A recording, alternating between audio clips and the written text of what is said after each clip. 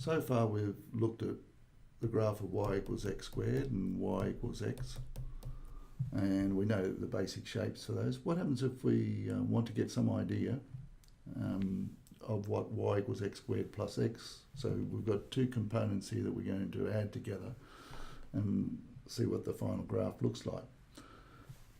It's a fairly straightforward process, and if we were to graph y equals x squared and y equals x over a very small domain here, when we combine to get an idea of what this looks like, we just pick some points along the graph that we want to combine together.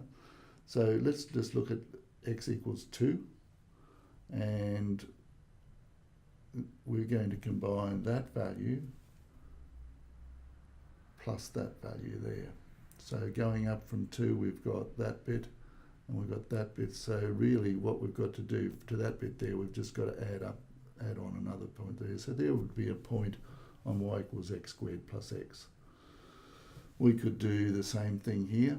So we've got that value, got to be added on to that value. So if we could measure that and just add it up onto there, we would get that value there. So those two there would be the same. Here we would go up to there, so we've got both of those go through the point 1, 1, so that would be 1, 1, so y equals x and y equals x squared go through 1, 1. So we've got 3 points on our graph. Both of these, the blue and the green, y equals x squared, y equals x, go through the origin, so the origin's certainly going to be on the graph as well. Here we've got -1 and +1, so that's going to go through the origin. It looks like it's going to be a parabola, so we can continue on here. This is going to go through there, so this is a positive direction, this is the negative, so we've got to actually take that bit off of that and we'll go through there and so on. So we get a graph that looks like, draw a line, and we're only just getting a rough idea of what it looks like.